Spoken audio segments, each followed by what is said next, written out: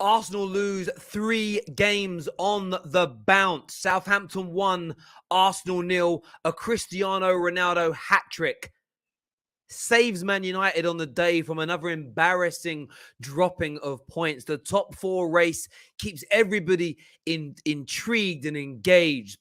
But is it falling through Arsenal's hands? How do they recover this? Arteta out, trending worldwide right now. Smash that like button. Subscribe to the Football Terrace. Let's do this. Oh, absolutely magnificent.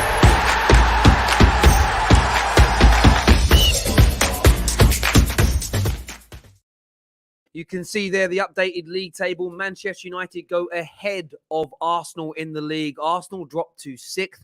West Ham, of course, still to play, still able to catch them with a superior goal difference by 1. But listen, that one extra goal difference is a point, essentially.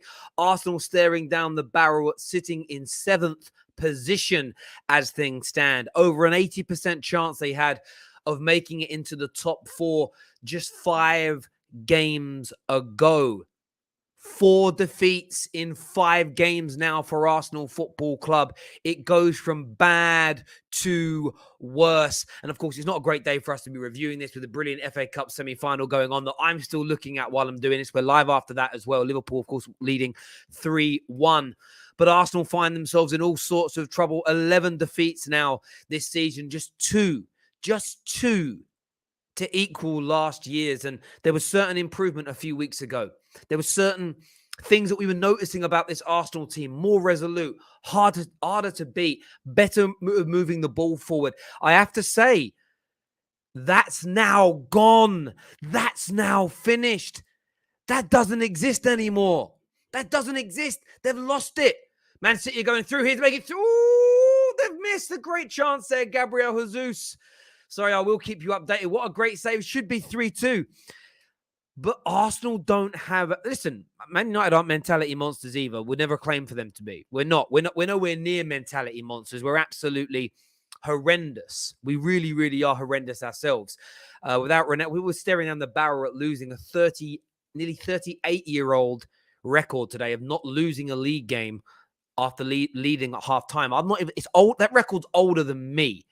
And Man United again nearly throwing that away. Divided by the stadium, united by performance. Come on, you Spurs. Look, I'll say this. Listen, I'm happy with the 3 points. At least I can watch Match of the Day later and my team wins. That's for sure. But it's frustrating nevertheless. We've got a member super chat here that says, Terry, I hope Igao is here. He has been speaking a lot. Banter is one thing, but over the top. There is a saying, if your house is made of glass, you shouldn't be throwing stones at other houses. Yeah. Look, we have that saying here as well. Robbie, thank you very much for that super chat as well, my brother. That really means a great deal to the Football Terrace. I'm going to bring Neeks and KJ out with me now to speak as well, because it's only a short match reaction because it's only 20 minutes until the next one goes live. I was expecting Jess and Igao here. They're probably going to say, watching the FA Cup. 3 defeats on the bounce. I want to see yous. North London is dead and buried is what Jerome has got to say today. But Igao is here. KJ and Neeks coming out of me in just a few moments' time. Hi, hope you're well, my friend. They're here with me now. How you doing, boys? Oh, we got through it in the end. Bloody hell. We're a joke, man. We're a joke. Yo, Neeks, Terry, I don't know if you feel like this as well, but we are actually one of the worst teams in the Premier League. Like, just on the pitch, that looked like a relegation fight.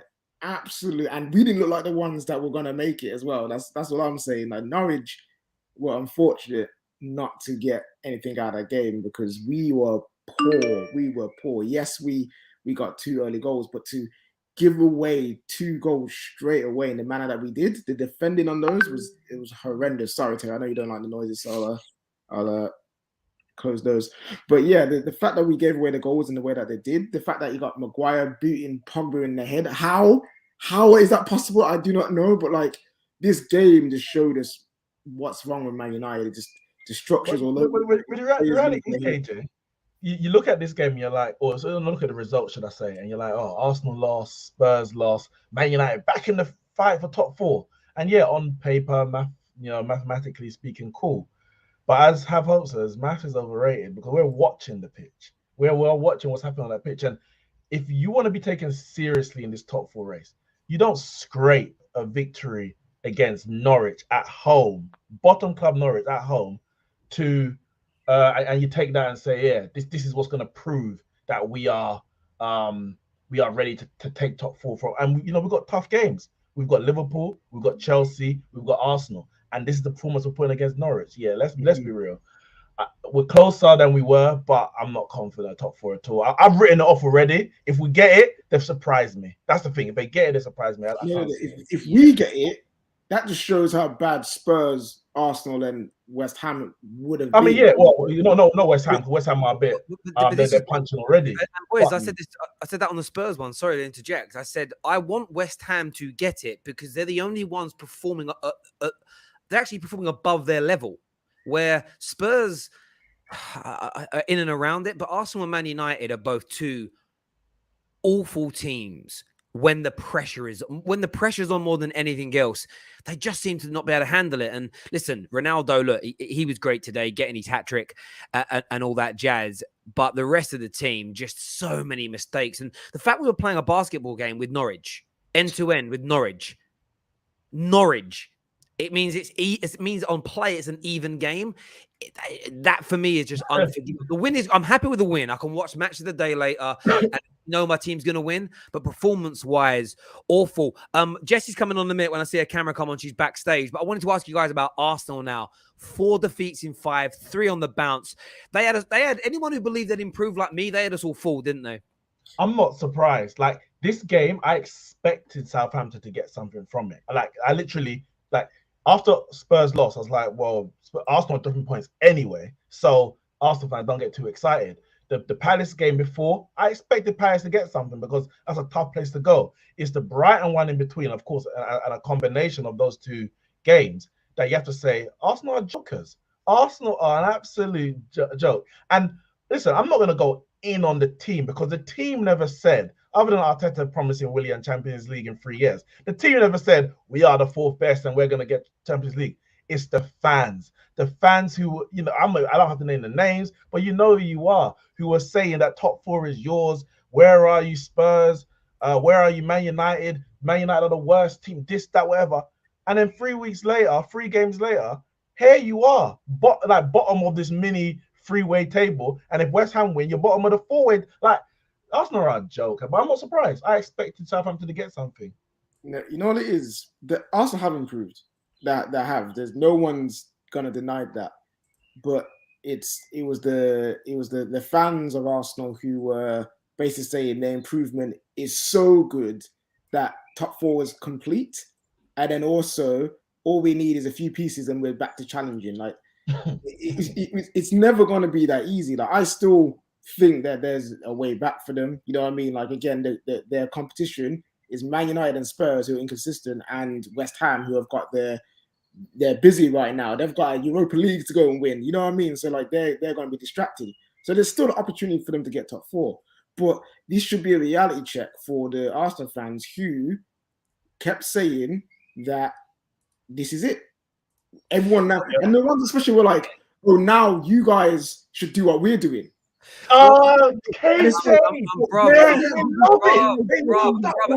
This is it. This was it. This is the thing, right? What was annoying me? I would praise Arsenal for the things that I saw that had improved because I stand by it. The things I saw as improvements were improvements. They were real. But it was this we're on top of the mountain. This is it. We've delivered. That was the attitude. And the thing with me is this: what I don't like what certain elements of social media and fan punditry has become is this whole, well, show me where I actually said that. It's not what you actually say; it's what you imply. It's how you mean things. We're not stupid. This isn't a court of law where I've got to catch you with a smoking gun. Arsenal still had a long way to go, and I think certain Arsenal fans are probably feeling a sense of, I went too far with the praise for this team, because in these last 5 matches when it's really mattered, they have been rank awful. And that's not defending my club. We know how bad Man United have been. We have been shocking as well. But Arsenal Football Club are mad. And they have got to be thinking. If they're not thinking about Arteta's job right now, they are lying to themselves. Terry, they're more interested. They're more interested in when Aubameyang messes a sitter in the Europa League, using that as proof to say, this is why Arteta should be back because he made the right decision, X, Y, Z. But in the next breath, if someone mentions Unai Emery winning Villarreal, it's like, well, you weren't saying that when he got sacked. Like, you can't have it both ways. The line is, why do you have to mention Arsenal when praising Unai Emery? Yeah, but when a player or a manager, somewhere related to Arsenal fails, you use it as a something to prop Arsenal up with. Listen, you gotta hold it. You gotta hold it because the Arsenal fans, they thought that this is the proof of the process, and other teams should follow. You said, KJ. But here we are. I've said it. I hear that. We've got some super chats before I bring a gal in. I don't want to see a single fan celebrate that crap mentality at this club. Joke getting bowed out by a 37-year-old and David De Gea is pathetic. A man like Robbie here says United have been in the mud, but to throw away chances like what the North London clubs are doing with United being rubbish, they have to be the bigger bottle jobs, and please keep the level-headed banter. On a side note, relief that we won. And Robbie, I agree with you. I'm happy we've won. I'm still annoyed at our performance. There's no doubt about it. And Spurs and Arsenal, if they let Man United get top 4, they have to. Honestly, their managers, players, and their top positive fans all need to be stripped naked, walk through the street with a bell with us all saying shame. Shame. Shame. Game of Thrones, bro. Shame. Oh, that's what they need. That's what they need. If they let Man United get this, it is shame on those clubs. Shame on them. It's crazy how United's still in the top 4 race. It is crazy. We'll tell everybody when the pressure hits Arsenal, they crumble. We see this movie before, Terry. I repeat what progression Paycheck FC is what Joshua's got to say. Gow and Jess are going to join us for the last sort of 10 minutes of this. Remember, we are live after the FA Cup semi-final as well. Please smash that like and that share button. And here's some footage earlier of Gow after Tottenham's victory. Never break, always fight, never quit, do it right, play the game, win it life, have no shame, there's no time, feel the pain, live the grind, I could change, in my mind, pick a lane, commit and climb, the only way to win it life, I never miss that fact, taking big swings, bitch, hand. I'm sorry, Gal. Gunners, what's happening to your club? 4 defeats in 5 games. Talk to me. Jess, you want to go first? No, I think you need to explain. You're one of the fans, right? That was saying that top 4 was secured. That was you. You should talk first. Friendly fire. It was you. No, it's cool. Anyways, long story short, if you're gonna go into these games versus Southampton, Brighton, and who's the other team? I forgot. Crystal Palace. And you drop points in these 3 games. I honestly don't know if it's even possible to get at this point. It's very much like it's in our hands. We continuously drop points. This is what we do. We're now known as bottle jobs. And you know what? We're in a strong position, and everything has changed in a matter of 3 games. So what do you want me to say? Like this team let me down again. They did not perform. I felt like Mikel Arteta had to make changes. I don't know why Cedric was on set pieces. I don't know why we weren't able to create more chances. And when we were in the final third, I felt like Fraser Foster had an amazing game as a goalkeeper. Every time he saved the ball, it seemed like it was a spectacular save. This is a game of small margins, and we're just not clinical. We are not clinical. We don't have any cutting edge. We don't have any goals in this team. And everyone can say it, as they say, every single time we look back at the January transfer window, if we would have signed a striker, we would be in a better position right now. As an Arsenal fan, I'm very frustrated. I believe in this team. I back this team to get what they can, to get what I thought was possible. And you know what? A lot of fans also thought was possible. But it's just every time we get closer, we cost ourselves, and it's another dent in our top 4 hopes, another dent in our belief that we can even get it. And at this point, I feel like we're fragile, we're a wounded animal, and we're going out to every single game just very much feeling defeated at this point because we can't get goals. There's no morale. I felt like after we scored that goal against Brighton, Odegaard scored that goal, there was kind of the belief was back, and I felt like I seen the team playing well. But since that last like 10 minutes against Brighton, this team is unrecognizable. What are you saying, Jess? Do you recognize this team as in your club? Are you seeing the Arsenal that you've seen for the past 5-10 years coming out again now? Yeah, I mean, in terms of like literally not being prepared, I think this is a bigger issue than just like we can't score the odd chance that we get. Why are we only getting a couple of chances? Like I watch other teams play with worse players. Like even the players that we had out there, they're not terrible. They're really not. And we see teams that are not as good as us being able to get into the penalty box and at least create chances. Our issue is, I mean, we had like 5 of our best attackers on the pitch and they weren't even creating chances at like a consistent rate. It was very much like one here, one there. And then we're like, oh, they didn't score the one chance that they got. Well, because you're only going to get one if you're playing out there for Arsenal. So I think there's a bigger issue here around like Arteta and the fact that his system it requires a world-class midfielder in there for it to even work, for us to create a chance, for us to pass the ball. Like it's actually shocking. And so you can't start a season out with Thomas Partey being your main midfielder and then expecting him not to get a single injury and just go about the season and nothing is going to happen. I mean, even in January, you could have brought somebody in, and I still see people saying like, oh, well, we're trying to avoid the mistakes of the past, not getting Dennis Suarez and stuff. I'm like, you guys do realize that we brought in Kanu in January, we brought in Aubameyang in January, we brought in like Jose Antonio Reyes in January, and those moves worked. So stop kidding yourself that the club made this great decision not to bring anybody in when Bruno Guimaraes was available. Like, are you high? Like, I don't understand what people like.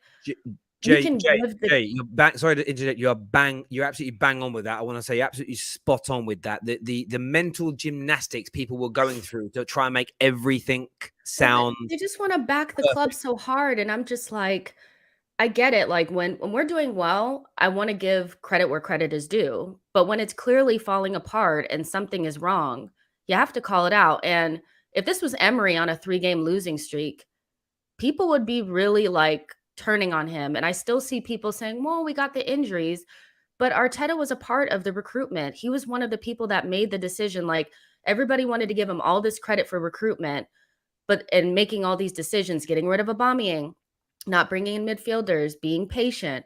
So now that it's falling apart, it is on him. And what we're seeing on the pitch is on him. 3 losses on the bounce cannot be like not the manager's fault at all. And I think I can definitely see us losing like all of the rest of our next games. And I'm not even being funny. Who's your next game? Chelsea away. On Wednesday. We're going to lose to Chelsea. There's no, like, I just don't see where the goal is coming from. So I can't see a win either. And it's not out of the realm of possibility that we could end up in mid-table. And as soon as Thomas Partey got injured, that's what I was saying. Like, I was like, season finished. And I was like, we'd be lucky to finish in the top 6. And people were like, we're just being negative. And I'm like, I'm not.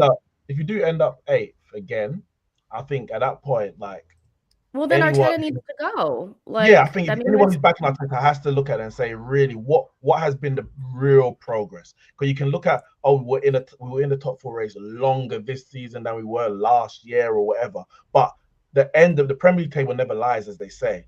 And 8th 3 years in a row. Granted, yeah, the first year he was there for 6 months, but if you want to give him, all the plaudits for an FA Cup win, then you have to give him all the criticism. But I don't understand why people are so wedded to this process. Like, I get that you want to be positive about things, and this is a good young squad that with some additions can be a lot better. But you have to look at the manager and what he's bringing to the table. But on top of that, Jess, if the process is so right, then it shouldn't need Arteta to be the one to complete it. That's exactly what I'm saying.